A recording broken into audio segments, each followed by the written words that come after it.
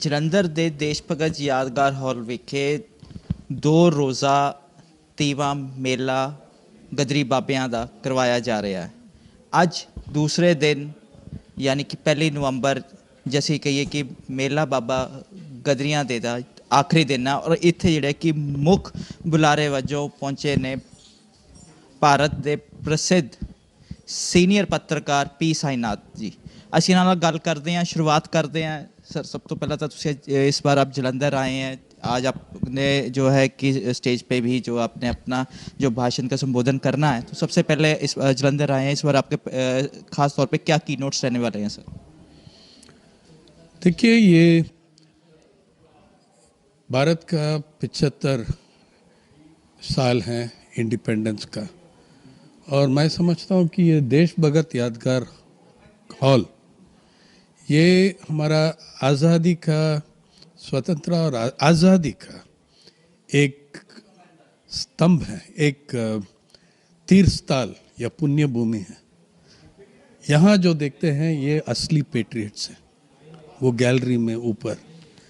अभी ये 75 साल में सरकार, केंद्रीय सरकार ऐसा एक नकली कहानी बना रहे हैं इतिहास का। फ्रीडम स्ट्रगल में कौन क्या किया, सावरकर को बना दिया बड़ा हीरो, ये बिल्कुल झूठ है। तो मुझको ये हमको यहाँ आना है और जो बुलाया हमको यहाँ, हमको बहुत बड़ा सम्मान दिया यहाँ पहुँचने में। और मैंने इसके बारे में, और मैं एक किताब भी लिख रहा हूँ, भारत का आखिरी जीवित स्वतंत्र सेनानियों, जैसा भगत सिंह जुगियान जी बैठा है आज, वो ऐसा 100 से कम लोग हैं। 5 साल में कोई होगा नहीं, इसलिए इम्पोर्टेंट है ये जर्नी मेरे लिए। और मैं इसके बारे में बात करना था और करूँगा। और ये भी जो कानून है, किसान संघर्ष चल रहा है, उसके ऊपर में दिल्ली के दरवाजे पे बैठे हैं हजारों लोग। और ये कहना चाहता हूँ कि सिर्फ ये कानून सिर्फ किसान के बारे में नहीं है, हर नागरिक के खिलाफ है। Fundamental rights of constitution, particularly number 32 fundamental right to legal remedy, इस कानून में निकाल दिया। अगर मैं एक सरकार हूँ, मैं कॉरपोरेट हूँ, जो भी मैं करूँ, आप कोर्ट में नहीं जा सकते हैं। देखो, डेमोक्रेसी में ये सबसे फंडामेंटल राइट है कि जब मैं आपको कुछ गलत करता हूँ, अगर मैं कुछ आपको डैमेज करता हूँ, आपका ये राइट है। किसी भी डेमोक्रेसी में आप कोर्ट में जा सकते हैं, लेकिन क्लॉज नंबर 13 और 15 APMC एक्ट में, क्लॉज नंबर 17 और 18 वो कॉन्ट्रैक्ट फार्मिंग एक्ट में, इसमें पूरा कोर्ट्स का जूरिस्डिक्शन बैन कर दिया। The jurisdiction of the civil courts is completely excluded under these laws. और अगर ये they get away with this, और नया कानून में ये क्लॉजेस आ रहा है। एंटी काउ स्लॉटर लॉ में भी आ गया कर्नाटका में। तो ये कानून सिर्फ it is anti constitutional. Second, दूसरी तरफ एंटी कॉन्स्टिट्यूशनल यह है कि इसलिए कि कृषि ऐसा सब्जेक्ट है, वो स्टेट सब्जेक्ट है, राज्य सब्जेक्ट है। लेकिन केंद्रीय सरकार ऐसा कानून नहीं पास कर सकते, लेकिन कर दिया। वो भी दूसरी तरफ से कॉन्स्टिट्यूशन को वायलेशन हुआ। तीसरा, ये फेडरलिज्म का एक बहुत बड़ा धोखा दिया इसमें।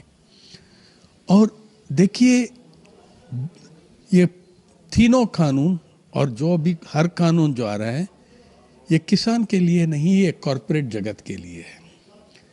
और इतना असमानता अभी भी है, और कोविड के अंदर और बढ़ गया असमानता। अभी जो किसान और ये देखिए, ये जो संघर्ष चल रहा है, वो दुनिया में सबसे बड़ा सबसे बड़ा शांतिपूर्ण लोकतांत्रिक संघर्ष है। इतना भी आप मीडिया लोग नहीं कह सकते हैं, इसलिए कि पूरा मीडिया कॉरपोरेट जगत के पॉकेट में है। तो ये सोच लीजिए, पिछले 5 साल में आप दिखाइए कहीं भी दुनिया में ऐसा एक संघर्ष, और ये लोग ऑर्गेनाइज किया और लड़ाई कर रहा है पैंडेमिक के बीच में, तब भी वो कर रहा है। ये एक हिस्टोरिक ऐतिहासिक मोमेंट है हमारा देश के इतिहास में, ऐसा एक इम्पोर्टेंट मोमेंट है हमारा ये स्ट्रगल। कैप्टन अमरिंदर आने में मुझको मैं कोई फ़ायदा नहीं देख सकता हूँ उसमें, है? ये स्ट्रगल है आम किसान आम मजदूर का, कैप्टन अमरिंदर का नहीं। और मैं आपको ये कह रहा हूँ कि लोग कह रहे हैं कि इससे क्या फ़र्क पड़ा, मैं कह रहा हूँ कि पूरा देश का राजनीति में फ़र्क पड़ा अब तक ऑलरेडी। देखो, अभी कोई भी राज्य इस देश में चुनाव में जा सकते हैं, या ये इश्यू लेने के बिना जा सकते हैं चुनाव में। कल यूपी में होगा फरवरी इलेक्शन, ये मामला है या नहीं? पंजाब में ये ही मामला है, एक ही। हाँ, उत्तराखंड में ये मामला है या नहीं? तो हर राज्य में ये किसान वर्ग जो संघर्ष किया, पूरा देश का राजनीति बदल दिया। पर्सनली उसका सक्सेस होगा या नहीं होगा तो मैं उनको बैक कर रहा हूं, इसलिए कि जो वो कर रहे हैं वो सही है।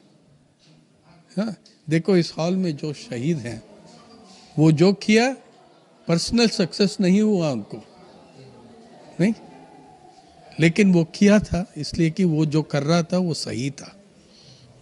और अभी सरकार ऐसा नहीं है कि कुछ नहीं कर रही है, लखीमपुर कैरी कर रही है, ऐसा एक सरकार है आपका केंद्रीय सरकार।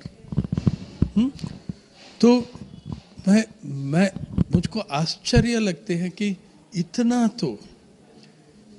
तो एडवर्सिटी, इतना तो प्रॉब्लम्स होके तब भी ये किसान लोग ऐसा संघर्ष कर रहे हैं। पेट्रोल डीजल्स के रेट जैसे बढ़ रहे हैं, एक्साइज बढ़ाया जा रहा है बार बार, आप इनको कैसे देखते हैं कि इसमें कैसे मात दे रही है काम जनता को?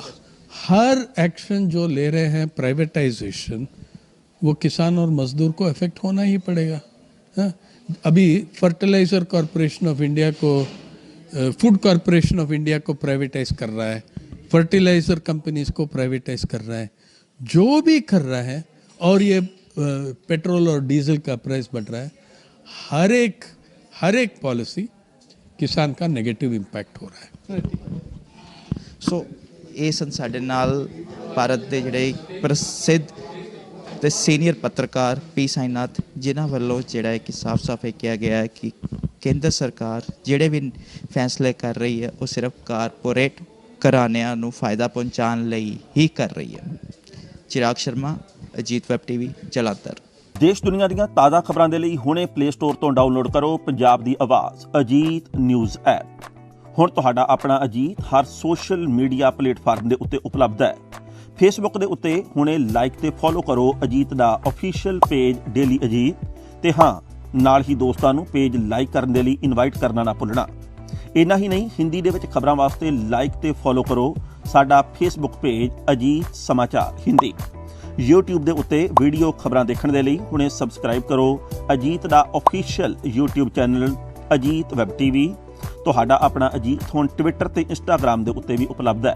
ਟਵਿੱਟਰ ਦੇ ਉੱਤੇ ਖਬਰਾਂ ਦੇ ਲਈ ਫੋਲੋ ਕਰੋ ਡੇਲੀ ਅਜੀਤ, ਤੇ ਇੰਸਟਾਗ੍ਰਾਮ ਦੇ ਉੱਤੇ ਖਬਰਾਂ ਦੇ ਨਾਲ ਵੀਡੀਓ ਦੇਖਣ ਦੇ ਲਈ ਫੋਲੋ ਕਰੋ ਬਲੂ ਟਿਕ ਵਾਲਾ ਸਾਡਾ ਅਫੀਸ਼ੀਅਲ ਚੈਨਲ ਡੇਲੀ ਅਜੀਤ। ਇੰਨਾ ਹੀ ਨਹੀਂ, ਅਜੀਤ ਦੇ ਵੀਡੀਓ ਹੁਣ ਤੁਸੀਂ ਐਪਲ ਟੀਵੀ ਦੇ ਉੱਤੇ ਵੀ ਵੇਖ ਸਕਦੇ ਹੋ, ਤੇ ਨਾਲ ਹੀ ਅਜੀਤ ਅਖਬਾਰ ਦਾ ਡਿਜੀਟਲ ਐਡੀਸ਼ਨ ਪੜ੍ਹਨ ਦੇ ਲਈ ਡਾਊਨਲੋਡ ਕਰੋ ਅਜੀਤ ਈ-ਪੇਪਰ ਐਪ। ਤੁਹਾਡਾ ਆਪਣਾ ਭਰੋਸੇਯੋਗ ਚੈਨਲ, ਤੁਹਾਡੀ ਆਪਣੀ ਆਵਾਜ਼, ਪੰਜਾਬ ਦੀ ਆਵਾਜ਼ ਅਜੀਤ।